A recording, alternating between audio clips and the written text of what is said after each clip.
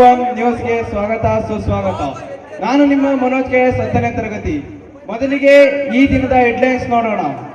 2024-25ನೇ ಸಾಲಿನ ಶಾಲಾ ಪ್ರಾರಂಭೋತ್ಸವ ಹಾಗೂ ದಾಖಲಾತಿ ಆಂದೋಲನ, ತಾಲೂಕು ಮಟ್ಟದ ಕ್ರೀಡಾಕೂಟ ಹಾಗೂ ಪ್ರತಿಭಾ ಕಾರಂಜಿ ಉತ್ಸವ, ರಾಷ್ಟ್ರೀಯ ಹಾಗೂ ನಾಡ ಹಬ್ಬಗಳ ಆಚರಣೆ, ವಿದ್ಯಾರ್ಥಿಗಳ ಕಾಲುನಡಿಗೆ ಹಾಗೂ ಕಿರು ಶೈಕ್ಷಣಿಕ ಪ್ರವಾಸ, 2023-24ನೇ ಸಾಲಿನ SLC ಪಬ್ಲಿಕ್ ಪರೀಕ್ಷೆ ಫಲಿತಾಂಶ ವಿಶ್ಲೇಷಣೆ, 2024-25ನೇ ಸಾಲಿನ SLC ಪಬ್ಲಿಕ್ ಪರೀಕ್ಷಾ ಫಲಿತಾಂಶ ಹೆಚ್ಚಿಸಲು ರೂಪಿಸಿರುವ ಕಾರ್ಯತಂತ್ರಗಳಾವುವು, ಮಧ್ಯಾಹ್ನದ ಉಪಹಾರ ಯೋಜನೆ, PM ಶಕ್ತಿ ಪೋಷಣ್ ಕಾರ್ಯಗಳು, ಶಾಲೆಯ ಬೆಳವಣಿಗೆ ಅಂದು ಮತ್ತೆ ಇಂದು, ಈ ಎಲ್ಲಾ ವಿಷಯಗಳನ್ನು ಚರ್ಚಿಸಲು ನಮ್ಮ ಸ್ಟುಡಿಯೋಗೆ ಆಗಮಿಸಿದ್ದಾರೆ ಮಿಸ್ಟರ್ ಧನ್ಪಾಲ್ MS 10ನೇ ತರಗತಿರವರು. ನಮಸ್ಕಾರ, ಸ್ವಾಗತ.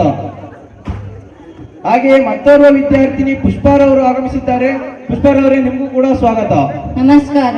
ಈಗ ಚರ್ಚೆ ಮಾಡೋಣ.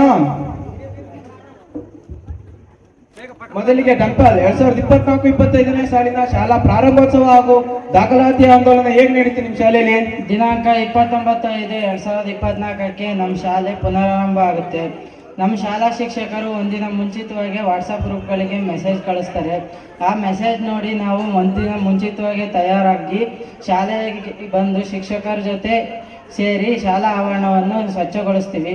ಇನ್ನು ಹೊಸದಾಗಿ ಆಗಮಿಸುವ ವಿದ್ಯಾರ್ಥಿಗಳು ಹಾಗೂ ಹಿರಿಯ ವಿದ್ಯಾರ್ಥಿಗಳಿಗೆ ಸಿಹಿ ತಿನಿಸು ನೀಡುವುದರ ಮೂಲಕ ಶಾಲಾ ಪ್ರಾರಂಭೋತ್ಸವವನ್ನು ಆಚರಿಸ್ತೀವಿ. ಇನ್ನು ದಾಖಲಾತಿ ವಿಚಾರದ ಬಗ್ಗೆ ಹೇಳೋದಾದರೆ, ನಮ್ಮ ಶಾಲೆಯ ಶಿಕ್ಷಕರು ಬೇಸಿಗೆ ರಜೆ ಅವಧಿಯಲ್ಲೇ ಊರುಗಳಿಗೆ ಹೋಗಿ 8, 9, 10ನೇ ತರಗತಿಗೆ ಅರ್ಹರಿರುವ ವಿದ್ಯಾರ್ಥಿಗಳನ್ನು ಭೇಟಿ ಮಾಡಿ ಅವರಿಗೆ ಸರ್ಕಾರಿ ಶಾಲೆಯಲ್ಲಿ ಸಿಗುವ ಶಿಕ್ಷಣದ ಸೌಲಭ್ಯಗಳನ್ನು ತಿಳಿಸಿ ಅವರನ್ನು ಶಾಲೆಗೆ ದಾಖಲಿಸಿಕೊಳ್ಳುತ್ತಾರೆ. ಹಾಗೂ ಬೇರೆ ತಾಲೂಕುಗಳಾದ ತುರುವೇಕೆರೆ, ಚಿನಹಳ್ಳಿ, ತಿಪಟೂರು ಹಾಗೂ ಬೇರೆ ಜಿಲ್ಲೆಗಳಾದ ಪಾವಗಡ, ತುಮಕೂರು ಮೊದಲಾದ ಕಡೆಗಳಿಂದ ವಿದ್ಯಾರ್ಥಿಗಳು ಶಾಲೆಗೆ ಬಂದು ವಿದ್ಯಾಭ್ಯಾಸ ನಡೆಸುತ್ತಿದ್ದಾರೆ.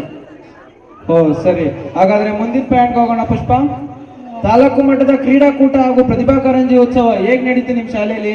ಕ್ರೀಡೆ ಅಂದ್ರೆ ಯಾರಿಗಿಷ್ಟ ಹೇಳಿ, ಎಲ್ಲಾ ವಿದ್ಯಾರ್ಥಿಗಳಿಗೂ ಇಷ್ಟ.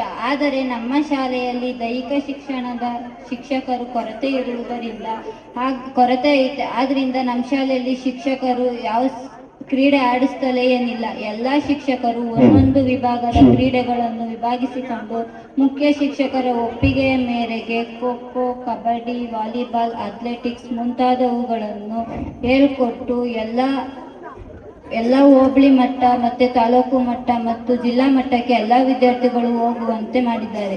ಅದರಲ್ಲಿ 10ನೇ ತರಗತಿ ವಿದ್ಯಾರ್ಥಿಯಾದಂತಹ ಯಶವಂತ್ ರವರು 3000 ಮೀಟರ್ಗಳಲ್ಲಿ 4ನೇ ಸ್ಥಾನವನ್ನು ಜಿಲ್ಲಾ ಮಟ್ಟದಲ್ಲಿ ಪಡೆದಿದ್ದಾರೆ. ಈ ಕ್ರೀಡೆಗೆ ಸಮಾಜ ವಿಜ್ಞಾನ ಶಿಕ್ಷಕರಾದಂತಹ ಅಶೋಕ್ ಸರ್ ಅವರು ಹೆಚ್ಚಿನ ಜವಾಬ್ದಾರಿಯನ್ನು ವಹಿಸಿ ವಿದ್ಯಾರ್ಥಿಗಳು ಜಿಲ್ಲಾ ಮಟ್ಟಕ್ಕೆ ಹೋಗುವಂತೆ ಮಾಡಿದ್ದಾರೆ.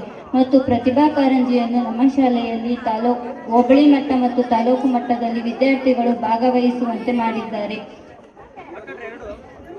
ಸರಿ ಧನ್ಪಾಲ್, ರಾಷ್ಟ್ರೀಯ ಹಬ್ಬ ಹಾಗೂ ನಾಡ ಹಬ್ಬಗಳನ್ನು ಹೇಗೆ ಆಚರಿಸ್ತೀರಾ ನಿಮ್ಮ ಶಾಲೆಯಲ್ಲಿ?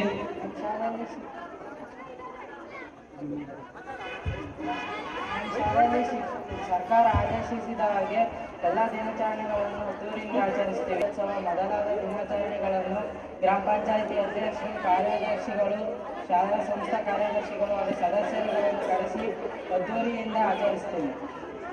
ಸರಿ, ಹಾಗಾದ್ರೆ ವಿದ್ಯಾರ್ಥಿಗಳನ್ನು ಕಾಲ್ನಡಿಗೆ ಮತ್ತು ಕಿರು ಶೈಕ್ಷಣಿಕ ಪ್ರವಾಸ ಅಂತ ಏನಾದ್ರು ನಿಮ್ಮ ಶಾಲೆಗೆ ಕರ್ಕೊಂಡು ಹೋಗ್ತೀರಾ? ಕರ್ಕೊಂಡು ಹೋಗ್ತೀವಿ. ನವೆಂಬರ್ ತಿಂಗಳಲ್ಲಿ ಶ್ರೀ ಕಂಚಿರಾಯ ಸ್ವಾಮಿ ಬೆಟ್ಟಕ್ಕೆ ಎಲ್ಲ ವಿದ್ಯಾರ್ಥಿಗಳು ಮತ್ತು ಶಿಕ್ಷಕರು ಕಾಲ್ನಡಿಗೆಯಲ್ಲೇ ಹೋಗುತ್ತೇವೆ ಮತ್ತು ಹೋಗಿ ದೇವರ ದರ್ಶನವನ್ನು ಪಡೆಯುತ್ತೇವೆ. ನಮಗಿಂತ ಮೊದಲು ಶಿಕ್ಷಕರು ಮತ್ತು ಅಡುಗೆ ಸಿಬ್ಬಂದಿಯವರು ಹೋಗಿ ದೇವರ ಪ್ರಸಾದವನ್ನು ತಯಾರಿಸುತ್ತಿರುತ್ತಾರೆ. ದೇವರ ದರ್ಶನವನ್ನು ಪಡೆದು ನಂತರ ವಿದ್ಯಾರ್ಥಿಗಳು ಪ್ರಸಾದವನ್ನು ಸ್ವೀಕರಿಸಿ ಸಾಂಸ್ಕೃತಿಕ ಕಾರ್ಯಕ್ರಮ ಮತ್ತು ಹಾಡುಗಳನ್ನು ಆಡುತ್ತೇವೆ. ನಂತರ 4:30 ಒಳಗೆ ಶಾಲೆಯನ್ನು ಸೇರಿ ತಮ್ಮ ತಮ್ಮ ಊರುಗಳಿಗೆ ಹೋಗುತ್ತೇವೆ. ಮತ್ತು ಈ ವರ್ಷ ಪ್ರವಾಸವನ್ನು ಮಡಿಕೇರಿಗೆ ಹೋಗಿದ್ದು, ಅಲ್ಲಿ ಭಾಗಮಂಡಲ, ದುಬಾರೆ, ಅಬ್ಬೆ ಫಾಲ್ಸು ಈ ಎಲ್ಲ ಪ್ರವಾಸಗಳನ್ನು ನೋಡಿಕೊಂಡು ಈ ಎಲ್ಲ ಸ್ಥಳಗಳನ್ನು ನೋಡಿಕೊಂಡು ಬಂದು ಅಲ್ಲಿ ಶಿಕ್ಷಕರು ವಿದ್ಯಾರ್ಥಿಗಳನ್ನು ತುಂಬ ಚೆನ್ನಾಗಿ ನೋಡಿಕೊಂಡು ಅಲ್ಲಿಂದ ಇಲ್ಲಿಗೆ ಊರಿಗೆ ಚೆನ್ನಾಗಿ ಕರ್ಕೊಂಡು ಬಂದಿದ್ದಾರೆ. ಮತ್ತು ಬೆಳಿಗ್ಗೆ ಬಾದಾಮಿ ಹಾಲು ಮತ್ತು ಟೊಮೊಟೊ ಬಾತನ್ನು ಮಾಡಿಸಿದ್ರು. ನಂತರ ಮಧ್ಯಾಹ್ನದ ಊಟಕ್ಕಾಗಿ ರಾತ್ರಿ ಊಟಕ್ಕೆ ಇನ್ನೂ ವಿಶೇಷವಾದ ಪಾಯಸ, ಅನ್ನ ಸಾರು, ಬೋಂಡವನ್ನು ಮಾಡಿಸಿದ್ದರು. ನಂತರ ಎಲ್ಲ ಪ್ರವಾಸದ ಸ್ಥಳಗಳನ್ನು ನೋಡಿಕೊಂಡು ಶಾಲೆಗೆ ಬಂದು. ಸರಿ ಪುಷ್ಪ, ನೀವ್ ಹೇಳಿದ ಮಟ್ಟಿಗೆ ನಿಮ್ ಶಾಲೆ ಪ್ರವಾಸವನ್ನು ನಮ್ಮ ರಾಜ್ಯದಲ್ಲೇ ಕರ್ಕೊಂಡು ಹೋಗ್ತಿದ್ದೀರಾ. ಹೇಗ್ ನೀವು ಹೊರ ರಾಜ್ಯ ಅಂದ್ರೆ ಗೋವಾ ಕಡೆಗೆ, ಗೋವಾ ಬೀಚ್ ಕಡೆಗೆ ಯಾಕೆ ನಿಮ್ಮ ಮಕ್ಕಳನ್ನ ಪ್ರವಾಸ ಕರ್ಕೊಂಡು ಹೋಗ್ತಿಲ್ಲ? ಏಕೆಂದರೆ ಕೋಲಾರದ ವಸತಿ ಶಾಲೆಯ ಮಕ್ಕಳು 4 ಜನ ಮಕ್ಕಳು ಈಜಾಡಲು ಹೋಗಿ ಮೃತಪಟ್ಟರು. ಆದ್ದರಿಂದ ನಮ್ಮ ಶಾಲೆಯಲ್ಲಿ ಮಕ್ಕಳ ಸುರಕ್ಷತೆಗೆ ಮೊದಲ ಆದ್ಯತೆ. ಆದ್ದರಿಂದ ನಮ್ಮ ಶಿಕ್ಷಕರು ಹಾಗೂ ನಮ್ಮ ಶಾಲೆಯ HM ಬಾಯಿ ಬಡ್ಕೊಂಡು ನೀರಿರೋ ಪ್ಲೇಸ್ಗೆ ಮಕ್ಕಳನ್ನು ಕರ್ಕೊಂಡು ಹೋಗಲ್ಲ. ಸರಿ, ಮುಂದಿನ ಪಾಯಿಂಟ್ ಹೋಗೋಣ. 2023-24ನೇ ಸಾಲಿನ SLC ಪಬ್ಲಿಕ್ ಪರೀಕ್ಷಾ ಫಲಿತಾಂಶವನ್ನು ಹೆಚ್ಚಿಸಲು ಏನೇನು ಕಾರ್ಯಗಳನ್ನು ನೀವು ರೂಪಿಸ್ಕೊಂಡಿದ್ದೀರಾ? ಶಾಲೆಯಲ್ಲಿ ಯಾವ ವಿದ್ಯಾರ್ಥಿಯು ಗೈರು ಹಾಜರಾಗಿರುತ್ತಾರೋ ಆ ವಿದ್ಯಾರ್ಥಿಗಳ ಮನೆಯ ಬಳಿ ಹೋಗಿ ಮಕ್ಕಳನ್ನು ಶಾಲೆಗೆ ಕರ್ಕೊಂಡು ಬರ್ತಾರೆ ಮತ್ತು ಬೆಳಿಗ್ಗೆ ಪಾಠವನ್ನು ಮಾಡ್ತಿದ್ದಾರೆ.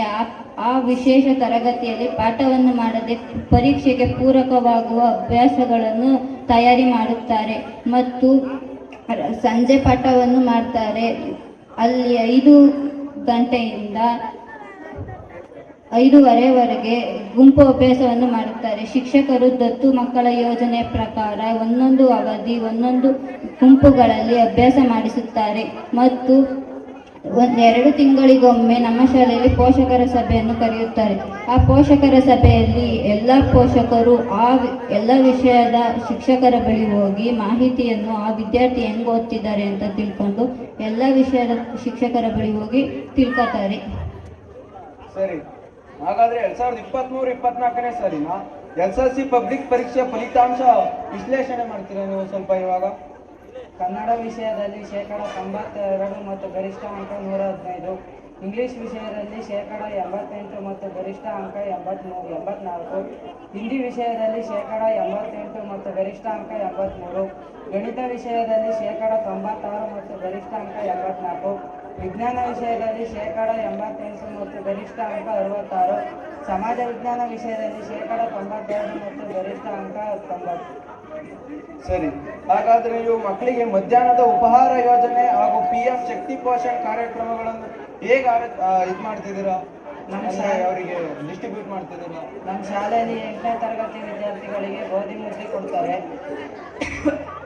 9 ಮತ್ತು 10ನೇ ತರಗತಿಯವರಿಗೆ ಮೊಟ್ಟೆ ಕೊಡ್ತಾರೆ. ಮೊಟ್ಟೆ ತಿಂದಲೇ ಇರೋ ವಿದ್ಯಾರ್ಥಿಗಳಿಗೆ ಬಾಳೆಹಣ್ಣು ಕೊಡ್ತಾರೆ. ನಮ್ಮ ಶಾಲೆಯಲ್ಲಿ ಚಿಕ್ಕಿ ಯಾಕೆ ಕೊಡಲ್ಲ ಅಂದರೆ ಪಾವಗಡ ತಾಲೂಕಿನ ವಿದ್ಯಾರ್ಥಿಗಳು ಚಿಕ್ಕಿ ತಿಂದು ಅಸ್ವಸ್ಥರಾಗಿದ್ದಾರೆ. ಆದ್ದರಿಂದ ನಮ್ಮ ಶಾಲೆಯಲ್ಲಿ ಚಿಕ್ಕಿ ಬದಲಿಗೆ ಬಾಳೆಹಣ್ಣು ಕೊಡ್ತಾರೆ. ಸರಿ ಸಂತ.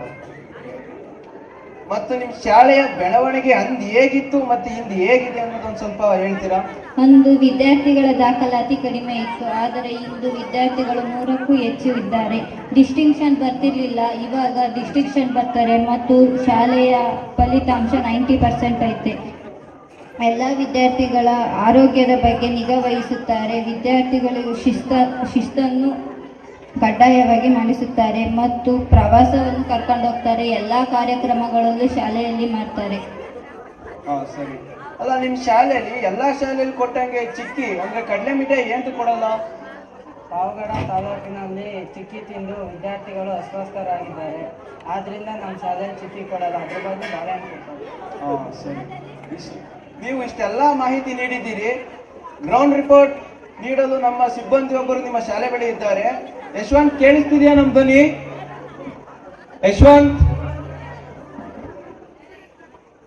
ಯಶವಂತ್ ಕೇಳಿಸ್ತಿದ್ಯಾ?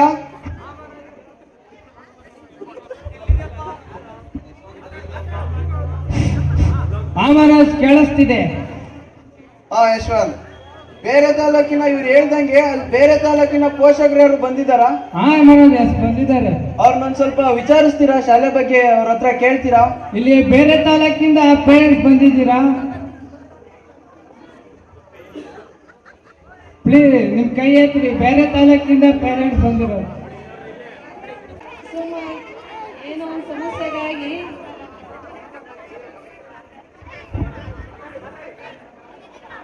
ನಮಗ ಇರುವರ 2 ಹೆಣ್ಮಕ್ಳು, ಅದಕ್ಕಾಗಿ ನಮ್ಮ ಕಡೆ ಶಿಕ್ಷಣ ಕಡಿಮೆ, ಅವರಿಗಾಗಿ ಶಿಕ್ಷಣಕ್ಕೆ ಇಲ್ಲಿ ಕಲಿಸಿ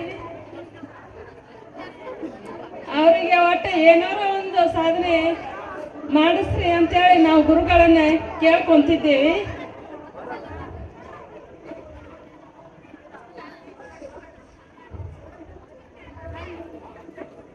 ವಿದ್ಯೆ ಅಭ್ಯಾಸ ಇದ್ದಾಗ ಚೆನ್ನಾಗಿರುತ್ತದೆ. ಅತ್ತಾಗ ನಮಗ ಬಾಗಲಕೋಟೆ ಜಿಲ್ಲೆ ಬದಾಮಿ ತಾಲೂಕು ಅತ್ತಾಗೆಲ್ಲ ಶಿಕ್ಷಣ ಕಡಿಮೆ ಇತ್ತಾಗೆಲ್ಲ ನೋಡಿದ್ರೆ ನಮಗೆಲ್ಲ ಎಷ್ಟು ಬೆಲೆ ಐತೆ ಅನ್ನೋದು ನಮಗ ತಿಳಿತು.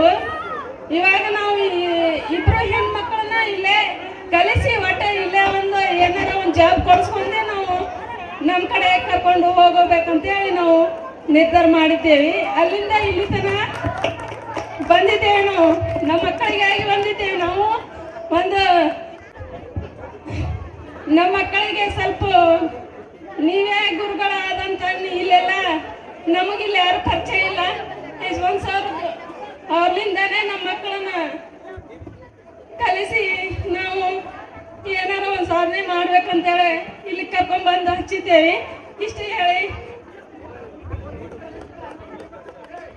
ನನ್ನ ಮಾತನ್ನು ಮುಗಿಸ್ತೇನೆ.